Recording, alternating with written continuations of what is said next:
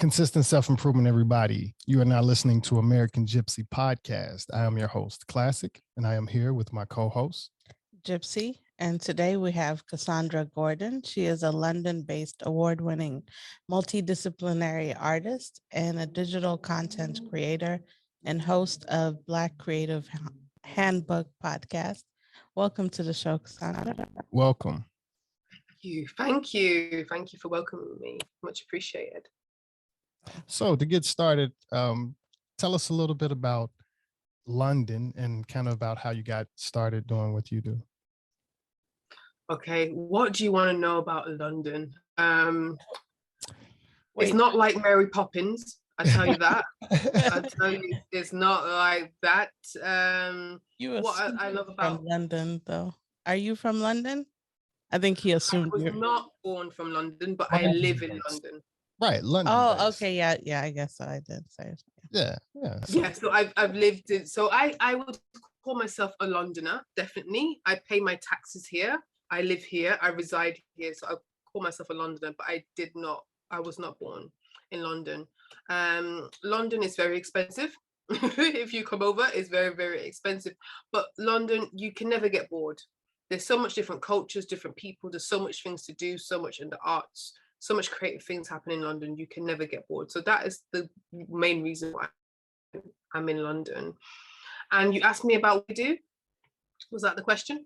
Yes, I guess kind of sliding into that. I usually ask because I'd let our listeners know that we're in LA and the person that we're talking to or our guest is somewhere else. And I even like to educate myself on, where I guess the person that we're talking to can educate us on where they are, even if I've never been or something like that. So that's usually why I open up with that question. I was gonna say, did you grow up in London or did you come from somewhere else? So where are you from originally? Cool. I knew it was getting there. And when people ask that in England or London to a Black person, where are you from? They usually mean, why are you not white?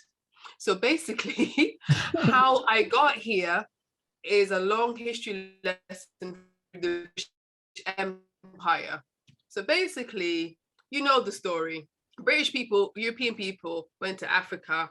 The colonized places take people. They went to Jamaica via Jamaica. My parents are from Jamaica, born and bred in Jamaica. And because Jamaica was a British colony, in the 50s and the 60s, after the Second World War, they asked the Commonwealth, the ex-colonies, to come to the motherland, England or Great Britain, to build up the economy for economic stuff. So my grandparents left my dad, and then the other set of grandparents left my mom in Jamaica until they were adolescents, brought them over into England and started a life. And that's how I got here. But I am British, if people might not see me that way. I was born and bred here. But I do see myself as Afro-Caribbean or British Jamaican. So yeah, it's such a loaded question when people ask me, especially in Britain, where are you from? Some people are just really interested, or some people just want to know, why you're not white? I actually have a sister that was sent to London when she was young, and she grew up there. So she still lives in London, but I'm Eritrean. I grew up in Ethiopia. So my family is spread out all over the place, or all around the world. So I can understand like migrating to different places, and the kids grow up there. So they're like, oh, we're Swedish or we're, British. So. And it's, it's definitely could say not a new topic, but it is there's some history that's kind of being pulled up now that a lot of people are kind of more onto. A lot of people still aren't onto it. But even for us, as far as here in America, Dane Calloway is a big name that's out there that's kind of bringing a lot of attention to more, he says niche people, but he speaks of Black people of America, and also exposing that we are the originals of this land. The Even that goes Aboriginal. along, right, the aboriginals of this land. And, you know, it's something that a lot of people are still having to look into or don't understand the whole science behind. I can't even say science, the knowledge that he's bringing to the table, because it kind of debunks Pan-Africanism. So that's one of the things that, you know, it's knowing where you're from, knowing the roots of your people, knowing all of that is something that even for myself, I've learned. So even when people kind of ask me, you know, kind of where I'm from, I have a little, you know, enough knowledge to know that I can't necessarily just jump to saying that my roots necessarily came straight from Africa. Half maybe, but you know, my great grandfather is 100% white. So I do know that that's a whole nother direction of bloodline. And also know that on my father's side, and even my mother's side, if you talk to them, they'll say, yeah, there was Indian in the family. So what they teach us in school over here is definitely a complete different, you know, thing than if you're almost talking within your family members, or if you do have a connection to your elders to ask here in America where your people are from, you get different answers than what's in the history book. So Thank you for sharing that, because I feel like, you know, I guess, you know, African Americans, you have a different way of how you got onto the certain land or where you reside. And as Afro-Caribbean or British Jamaican, I have a different history, a different route of how I got onto this land, but we all came from Africa. And correct me if I'm wrong, but with the history, at least, you know, you can trace back if you really want to, you know, 1 minute, you know.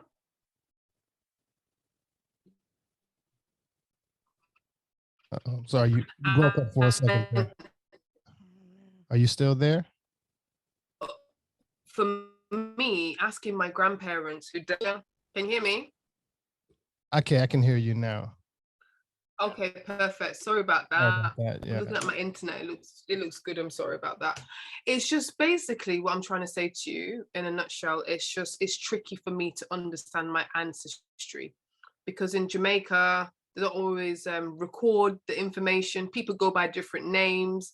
I don't know the real names of some of my relatives, because until their funeral, because they don't give proper names. It's not like they're dodgy. It's just a thing. People always have aliases. Right. And I've been hiring a genealogist to find out like what's happening. So yeah, it's been a painful journey trying to figure out where I'm from.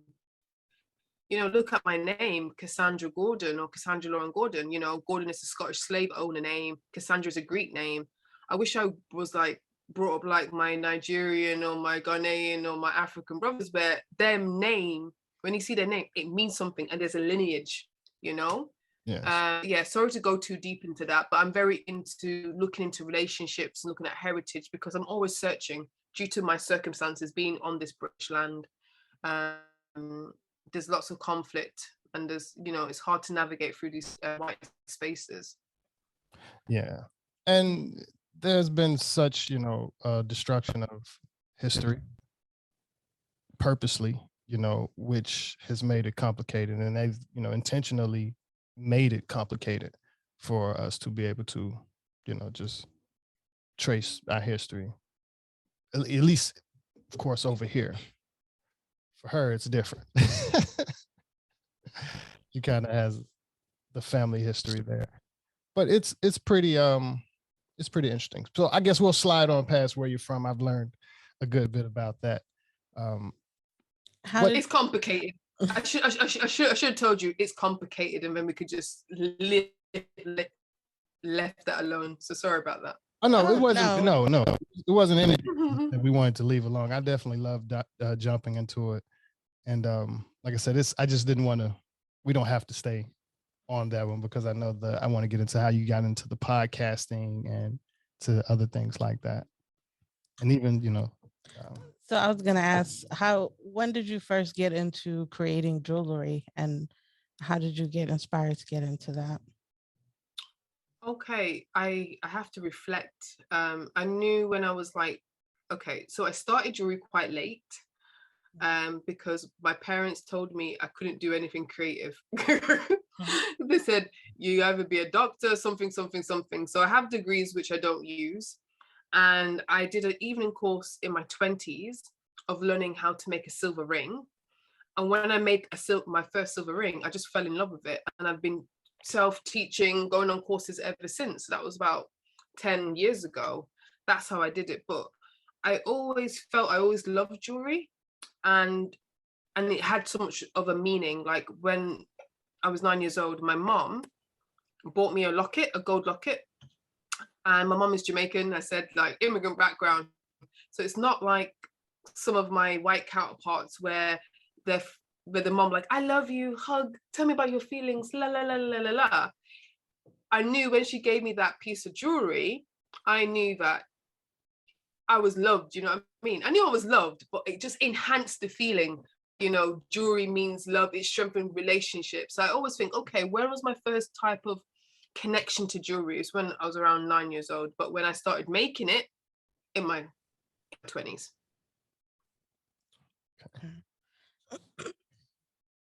So how long have you been doing podcasts, and what I guess what inspired you to get into that?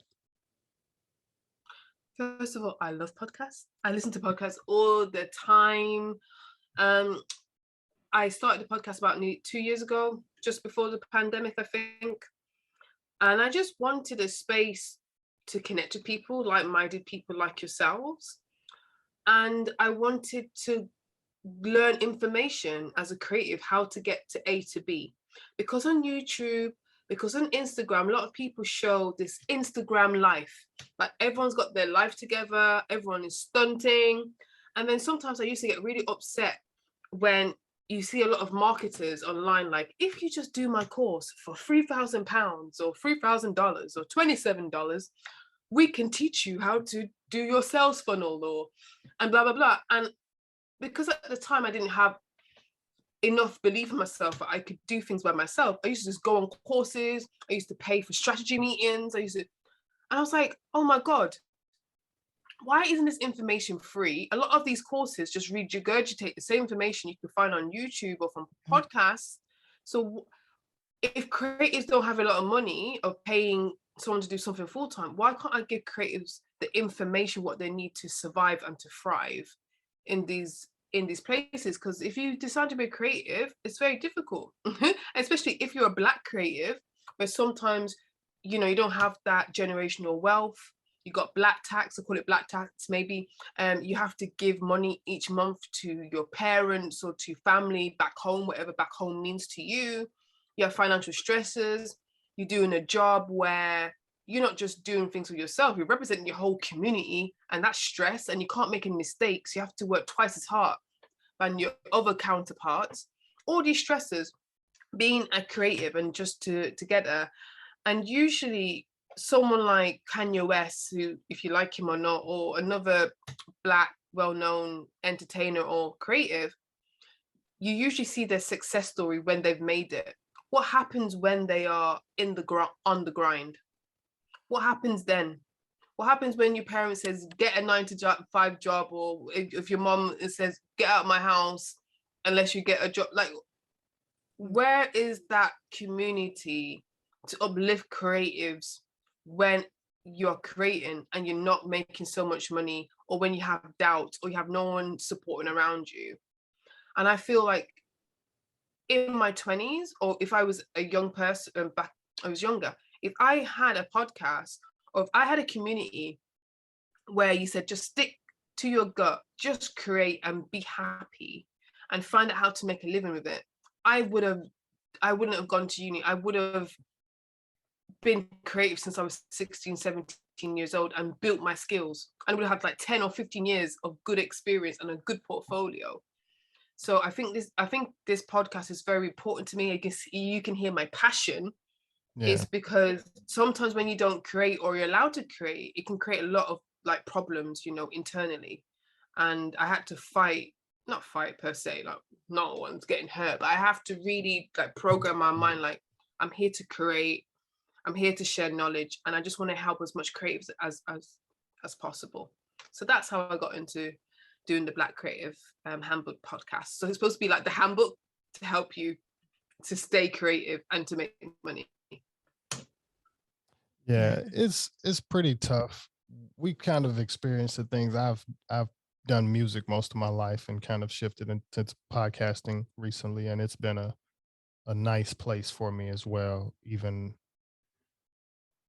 I guess, just coming from music, but it's a similar frustration, and I'm glad you even mentioned it, even for listeners out there. As a creator, it's hard, and you mentioned a lot of key things. Is even just trying to get support from people, and I've looked at it, over the past few weeks, maybe even just I had a little experience, and I realized we've kind of just been programmed. And it's more, it's a lot more. The more I look into it, I realize it's been within the past 20 years. It's been since we've had social media. Yeah. And a lot of people don't understand it, but before social media, there wasn't a etiquette to social media, so you can create your own etiquette. It's a place, you can come in and create a little monopoly of a team, even if it's dealing with your family. If you got 10, 20 creators in your family and y'all want to get your YouTube going, that shouldn't be as hard as we've made it as a culture. We kind of jumped straight into social media and said, hey, we're going to be divided.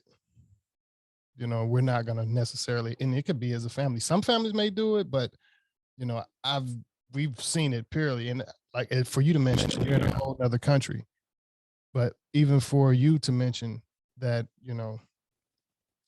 you've had that frustration as a creator to get your things going, or to just kind of get the ball rolling and get support. And we've created this thing in family, like, no, I'm not going to press subscribe. I'm not going to press like. I'm not going to comment. Yes, I know the algorithm is working against you. Yeah, just like today's system. So if the algorithm is working against the creator and the people are working against the creator, then there's no support in that way. When all it actually takes is a group of strong-minded creators too, to be like, all right, we're going to create something to where if you need to get your YouTube channel to monetization, we have a network. So welcome. This is a person. Welcome to the club. They're a creator. They're bringing this content. They do this. So here it is, email blast, and you have this circle of people that help this person either get more subscribers or, just build a lot faster than what it takes. I've been a street performer before. Millions of people have come through, and it's easier to get people to drop money in a bucket than it is to get them to press subscribe on your YouTube channel. You can have all of that information up there, but they would much rather pull money out and put it in a bucket than to kind of help you for the long term. And social media success, it can be a long-term thing. And for some reason, as a people, or just the world, for creators, if you have a decent kind of family mind, and when it comes down, that's what's kind of disturbing. It comes down to a certain mindset of people. So if you have this large mindset of people of understanding, okay, I don't have to even drop money. All I have to do is just press, or he sent out a text message and I press like and forward, and everybody in the family, we got 100, 300-400 people in our family. I know everybody is on social media. So if you can just press subscribe, and we only have 1-2 creators in the family. So it's not like you really have a whole, lot of people that I'm going to be doing this for a long time. But hey, he started when he was 16. He's 20 years old. He got support from this and got the thing rolling. So now he's making income coming out of high school with his, with his social media network. And you would think that this could be something that we would really just run in as a people and take advantage of and figure out how, okay, this is like cryptocurrency to us. But it wasn't used that way. So we've got to, we've trying to figure it out, like how do you get real to get involved or support, and how do you get social media to support? And then you understand how Instagram or social media is also fake, because you have about 85% of it is bots and trolls and scam artists. So it's a never ending puzzle at the moment, but do know that it is a new brainwash. Social media hasn't been around that long. Who created this behavior on this type of social media platform? So if it's this divided on social media and it's a new platform, then we must have been divided before the social media platform. I can't even necessarily say that we're divided because of social media. No, we could have started a new type of unity culture, but you know, this is reality.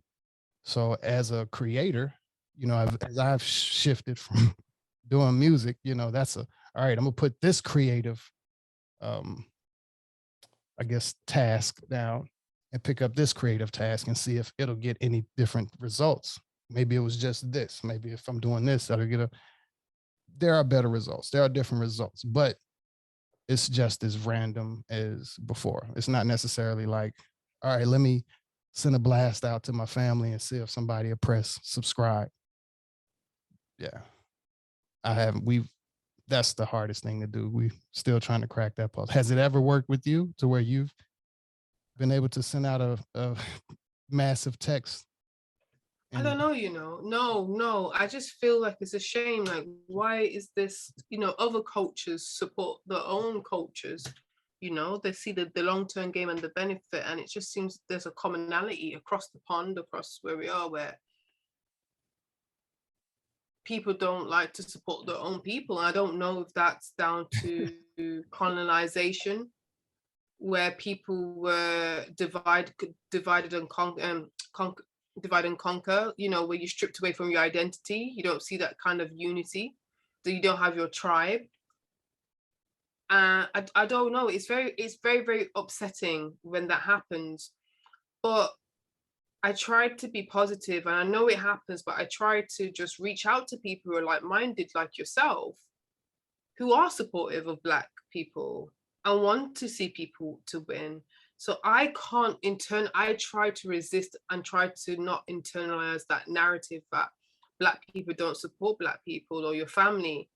I won't necessarily just say it's Black people, because I'm sure other content creators and other races probably, that it's the same thing, because in the spiritual world, it's an overall type of energy that they do have, or acceptance and understanding. Okay, family is not going to be there, and you're going to have your spiritual happiness regardless. Okay. So you're talking about family, so maybe I misunderstood, but yeah, or just general, it's layers to it though. Yeah, from family to a certain general public that people may know you personally, to there are layers to it. Like you said, even just getting the ball rolling, like I said, to have someone be inspired, someone in your family that's 11, 12 years old, to be inspired to want to be a creative as well. And you really want to give them that, just family can help you, or we could do this and get this started and but the reality check when they get to a certain point is more like, well, yeah, when you're a creative, you don't, it's like it's hard to be optimistic about it all the way when you do have people in other spiritual communities telling you, hey, I know that your ancestors want you to help your family, but also you're going to understand that it's going to be a different type of, one by one when it comes to support as creatives. And that's kind of our experience, but we don't want that to continue. We don't want that to have to be, like I said, the same situation for the other person in the family, or just period, the other creators out there who don't have any creators in the family. When that one creator comes along, they don't know what to do to help that creator. And it's like, a lot of times they just have to really know that, yes, it's called family unity, or it's called unity altogether, because it could be all friends. I've been around a bunch of people that weren't family, and it's the same thing, so it's a puzzle. But as a creator, I definitely have learned to shift, because it's been a while for me, music wise. I've taken a break from it. I'm getting back close to it though, as a creator, but it won't be the same mindset as before, or, I'm looking to perform, period, or I'm looking to release anything, period, or that's kind of how suppressed you realize, when you're creating, is it for someone or is it for myself? So sometime when you can dial back to say, all right, we can say this, I'm doing this podcast here more for myself. I want to talk to people like you. I want to learn from people like you. And this is not necessarily about, getting a bunch of views, getting, a lot of things. It's necessary for that, for what you would say is the success of it. But you need more of those numbers with music stuff and a consistent type of, I guess, ego or type of dopamine hit with releasing like that. With this is, it's way more laid back and way more educational. I feel like I'm getting more. I feel like I'm, even it can inspire whoever's listening to it's you can change, or you can switch up in life. You can keep doing your goal without necessarily having the validation of everybody, because even in the whole creative journey, like I said, as I can experience, we're not going to have, we're not going to have the validation from the people that we need, or that we would want to have a validation from. And I guess really let us know that you don't have to have a serious validation. We just still want to come talk to you. We like the podcast. We like this. We like that. We like your energy. We're going to support. And that's why I could say that a lot of our support comes down to the guests. We moved over to a new podcast thing. You still have your same supporters as, you had certain music supporters, but they didn't shift over to the podcast thing. But the podcast thing is still going, even though you would think that I can shift family and friends, you could say, and friends, family and friends from over here. I should be able to shift them over here as well, and I can pull them over there with the same way. Yeah, and that's kind of my spiel. It just sounds very, sometimes for me, very hard, where your own flesh and blood, validation. You just got like sister, my own flesh and blood, where she'd made some comments about stuff about me creating, and and it just sort of upsets me. But it's my sister, so I just have to let it. Don't internalize it. So it can be heartbreaking, and you don't want to be around toxicity. If I can say toxicity. I can't say it. Thank you for the interpretation. I can't even say that word. You don't want to be around toxic people. You just have to do what's good for you, because you don't want it to impact on your creativity. Another thing very important I want to say about why I created the podcast, or why I come to be a digital creator as well. I find it quite hard, especially over the last kind of couple of years, to be in certain spaces where I feel safe as a Black woman in the UK or whatever. And it's very exhausting, especially after the George Floyd incident, the murder, where all of a sudden this hyper visibility of Blackness has came, meaning like, oh, you're a jeweler and you're Black, okay. And it's just like, I was a jeweler and Black before. And it's just, with this Black Lives Matter, things are happening, the Black Square. And it's very exhausting because for me, I don't know how it's for you, but all of a sudden, all these people are like, tell me about your experiences. I never knew about racism. Oh my God, oh my God. And then you have to explain yourself, and then it's emotional labor. And then people promise stuff like, oh, I like to help you. I want to be anti-racist too. And it's been 2 years and I haven't seen you do anything. So I'm just like, I was very optimistic that, oh, there's gonna be changes, things are good. And then nothing's changed. Not much has changed. Nothing. So I'm like, why am I putting myself in these spaces where a large cohort of people who don't really care about me or care about my human existence or care about my people, who just want to exist as human beings. We just want to live. We just want the same opportunity. We're not asking for handouts. We just want the same opportunities in life, you know what I mean? And I think the digital space, where it's not controlled by mass media, where I don't have to watch my P's and Q's, I don't have to code switch when talking to people. This is a good space. I feel safe. I can be myself. In other spaces, I can't, because if I'm too confident, if I speak my mind, oh, aggressive. I'm not being horrible, you know what I mean? So I don't know if it reached over to the States. There was a story about this Black girl, in London, who got strip searched by the police while she was on a period. Have you heard about that? Did that make over to the States? Because sometimes when Black stories happen in Britain, you don't really hear about stuff. You always hear about African American stuff, but not really about the other diaspora.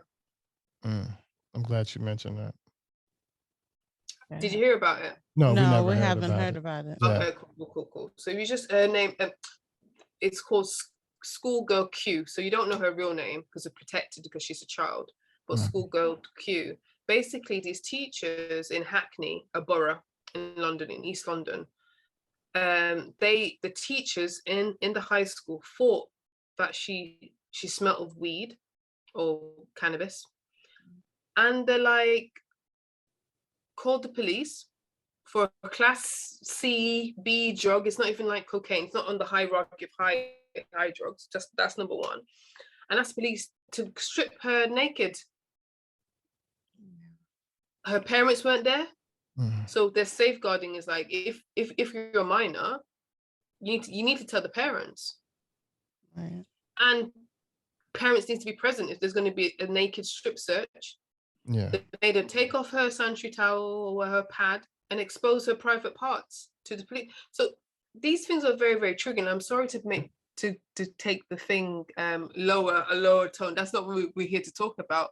No, but, it's understanding now. But it's so important for your podcast and for what you do, and creating these spaces where people can talk without feeling restricted and mind their P's and Q's. Because sometimes when you talk to white counterparts, the white tears come, the white fragility come, they don't want to hear it, they just palm you off because it's not relatable to them. They don't understand. It's just not their lives, is it? So what can you do? I can spend my whole life trying to convince white people just to treat me as a human being, or I can just conserve my energy and just try to create good things in my life and be around people who show care.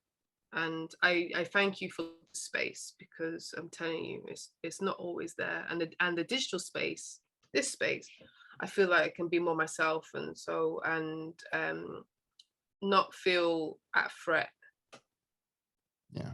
And it took me some time to even get into it as far as well, with being comfortable and understanding, like, okay, you know, I just have to be comfortable just being me, and, you know, being professional at the same time, but still, you know, because season 1 was a little different.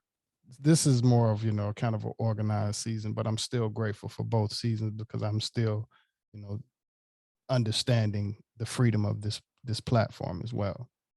You know, so appreciate you for acknowledging, you know, and saying thank you for what we do, because she needs to hear it often.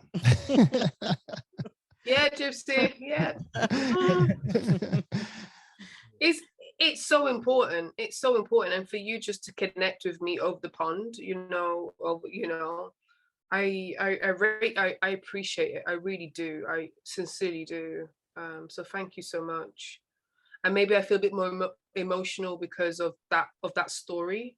And I'm sure you might feel quite emotional when you hear stuff in the news with African Americans and stuff like that, what's happening. But a lot of things are parallel. Mm, You may not know even, just some of the little things that you mentioned from, the creator frustration. Yeah. Even, believe it or not, she probably never listens, but even like you said, the sensitive things that your sister say without knowing, or just what family will say without knowing that as creators, it's like, it's her purpose. But just even having to defend that you should do what you do versus, stick to your 9 to 5 or whatever is I guess what's called the safest route, uh, or how people feel is safer route. Yeah, I guess even to go back to that, you said you have degrees. What do you have degrees in? So my first degree is a psychology degree. Okay. My second degree is a master's in social research because I thought I was going to do a PhD. I thought I was going to be a doctor in like sociology or something. And it just didn't work out. So my mom is still upset with me because my mom wanted to tell people that I was going to be a doctor. And that did not happen. And I think she's take that with her to the grave. I can't. You just got to live your life, isn't it? And I have like a diploma in like youth and community work and stuff like that. So congratulations on those accomplishments. Wow. I'm suffering. Tongue twister. Yeah, sorry, I've transferred my speech stuff. I'll say toxicity. I've just about said it. But thank you very much. But it, as we learned from a lot of the guests that we talked to, see even some of the spiritual guests, that's one of the things that they kind of tell us, that it's okay. Parents are going to be like that. I can, even from my mom, I'm not the cellist and superstar that my mom wants me to be. So she managed to get into it herself. So she does acting now to cover that superstar part that I guess she wanted from us. But there's still that you should go back to and get your degree. No, I can't even think about or wrap my head around listening in a class to a professor or anything like that. Unless they come here, I can talk to the professor like this. But yeah, that's and one. there's YouTube. Great. Yeah. Yeah. And there's YouTube. I mean, let's put but that, like disclaimer. You said, you have that paper though, and that's what she wants me to have, that paper. But just like Kanye West, the college dropout, you can have all these degrees and be homeless, and can you pay your bills? Yeah. Can you? So I was inspired by Kanye to drop out of college. Did you watch his documentary? No, I haven't watched it yet. That's the one on Netflix. Oh, okay. Yeah. Yeah, I haven't had a chance to check it out yet, but yeah, I kind of looked at it and I didn't see myself needing a degree in the path that I was taking or wanting to need a degree. And I didn't want to be an orchestra teacher. But also sometimes the degree is not going to teach you everything you need. In my case, whatever I do is because I took my personal time to learn some things, even in the web development space. If I just took whatever I learned in school and took that to the job, I wouldn't have any jobs that I've had. Like I had to teach myself a lot of things in order to get the job. So the degree doesn't, and this happens in a lot of different industries where, the degree is mostly theories and not really practical knowledge that you can apply to the job immediately. So it doesn't quite mean you can. And we're in the time of cryptocurrency and, NFTs. And, right. It's like, there's a whole nother way to make a living now, that doesn't require I forgot what the indoctrination or the the programming of college. I just want to say, if you're a lawyer or doctor or architect or something like those, I think you might need a degree. But everything else, Yeah. I'm like, if you're going to medically examine me, I do want you to do some training. So I just want to say that. But for everything else, YouTube University, man, YouTube University. I tell you. Yeah. Or podcast university, like you. The new university, yeah. But to add to that, what you said, even if you're a doctor or lawyer listening, please take the time out to learn some stuff outside of school, because it doesn't matter what degree or what institution you learned your stuff from. Like, everything is written by certain people and everything is kind of, make sure you do your own studies afterwards and use your own discernment. Because shout out to herbalist Kareem. Yeah, he has a podcast, and was it 4 Cycles of Life? That's the name, I think, of his website, fourcyclesoflife.com. But he's a herbalist that, was kind of, he spoke a lot about even family members, people not listening to him because he's not a doctor or he doesn't have the white coat. So he's having to pursue getting a doctor just to fit the influence, to be able to help people listen to him. It's pretty. That validation, that Western validation, isn't it? Yeah. But yeah, before we get ready to close things out, would you like to share any new projects with the audience or anything that you have going on? Yes, I should have talked about that, shouldn't I? Thank you. Still talk about it. That, still tell us about it. Okay, so there's a few things. So I already said about medulla. So make things in fine jewelry. So just cut up a little bit. Which is precious metal, gold. Ooh, can you hear me? Oh no! You see, when I'm talking about my own stuff, the universe said no. Freezing up. I don't know. No. Cool. So I'm a jeweler, make precious jewelry. When you say I'm a multidisciplinary, it must be the jury artist. Yes, the main thing I do make no more jewelry. Okay, hold on. I do film. No. We're gonna do this again because I can always edit it. I don't know why it's doing it. No, okay. Sure.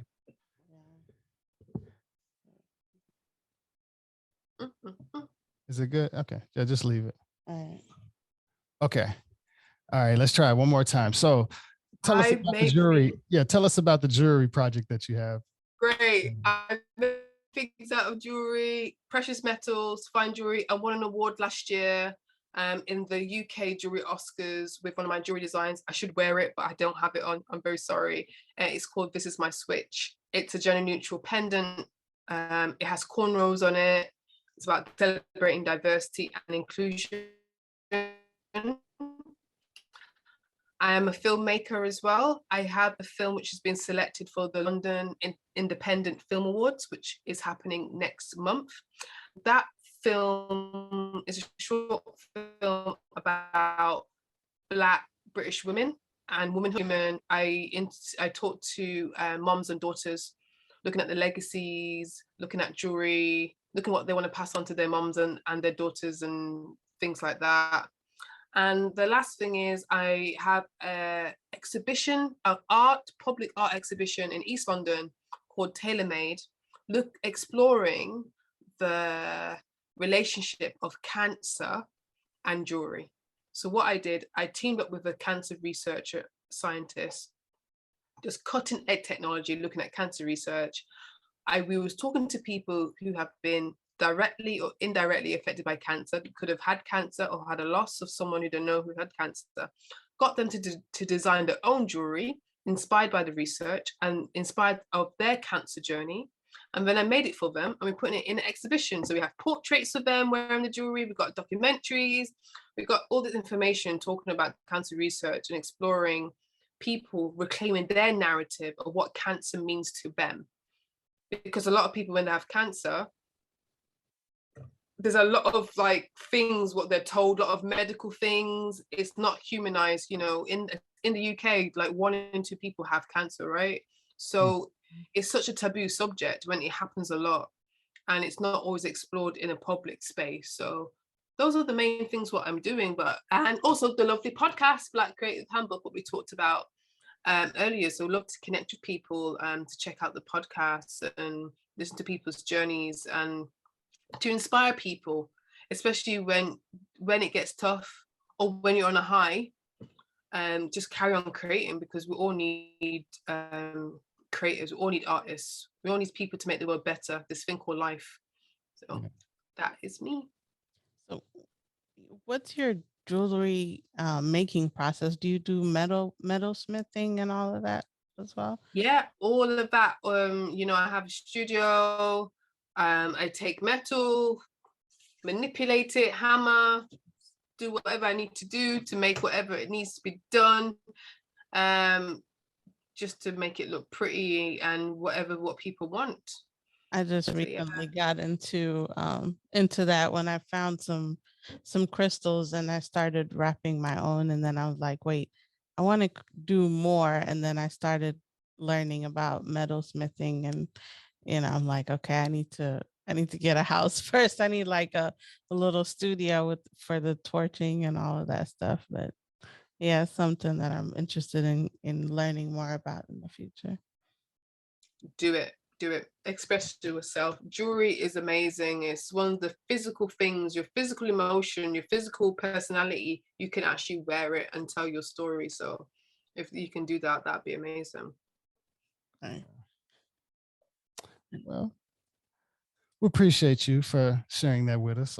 Thank you to our listeners who kind of been working with us. We know this podcast has been a little weird on the choppy side as far as audio wise, but thank you for staying here with us and supporting and just all of the above. We'd like to thank you again, Kassandra, for sharing a lot with us. We definitely would like to have another podcast with you and discuss more about everything from London to things there, because there's some more things that I'd like to ask, but I just don't have. I had to listen to this podcast and then kind of take some notes and then come back and ask some things. But you mentioned a lot of things, and it's like I said, the parallel of what you're experiencing as a creative there and kind of what creators here experience is crazy.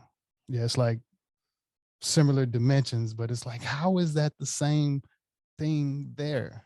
But we know it's something else. So we'll figure it out. And hopefully some of our listeners will be able to hear this and have some young creators in their family and be inspired to support them and understand, the creative struggle that a lot of creators who are starting off or still have been creating for a long time, successful and burnt out. A lot of creators get burnt out, and people don't understand why. Yeah, it's because it's full speed a lot of times for a lot of us in order to just kind of get where we can monetize, just where we can monetize. Yeah. So, thank you to everyone. And for the podcast, you can find us at americangypsy.com. And you can find consistent self-improvement merch at luamlee.com. And we also have some music you can check out under Classic Carpenter, KLACCIK, Carpenter, CARPENTA. And that's on Spotify, iTunes, Tidal, and YouTube, all other major platforms as well. Thank you again to everybody for listening. Consistent self-improvement and peace.